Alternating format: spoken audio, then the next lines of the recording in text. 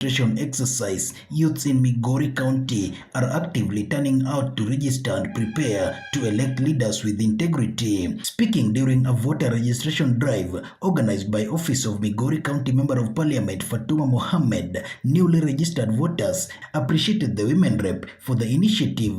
The event, which also rewarded participants with prizes, motivated many young people to register and take part in the democratic process. The youths noted that the exercise will enable them vote for leaders with proven development records. It is my first time to register as a vote.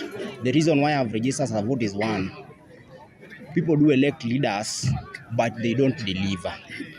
But I've seen it wise as a Gen Z to register as a voter because I want the development that the current women rep of Migori, Honorable Fatuma Zainab Mohammed, have delivered to the youths. Viongozi wenye wataelewa youths, wenye wataelewa wananchi, wenye wataelewa youths, wenye wataelewa wananchi, wenye wataelewa mama mboga, wenye wataelewa kitu kiwaambia, wenye wataempower youths. Yeah. They also called on the government to decentralize the issuance of national identity cards, making the process more accessible to people at the grassroots levels.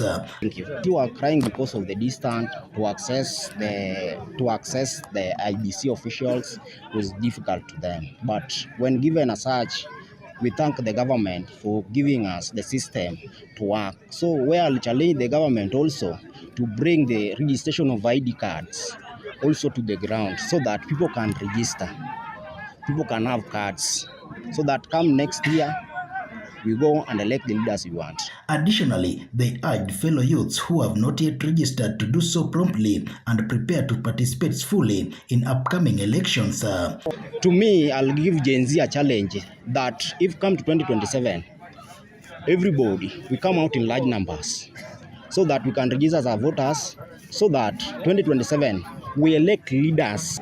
And shield. Okay, so use that registration card, the voter's card, to elect a leader who will deliver for you. On her part, MP Fatuma Mohammed commended the government for its efforts in registering young voters while emphasizing the need for increased awareness to further encourage youth participation. The government is doing their best so far. They are getting it quite in a good number. I've realized some of our youth did not even know where to go and register. And so today they were saying, we are going to dance to INDA as INDA registers us. So it's lack of knowledge, if I may use that word. We need to do sensitization so that they get to know where can you register as a voter, where can you register for SHA, where can you register as a Kenyan. Actually, you know, the mass registration will end on the 28th, but registration does not end. The IBC offices are open Monday to Friday.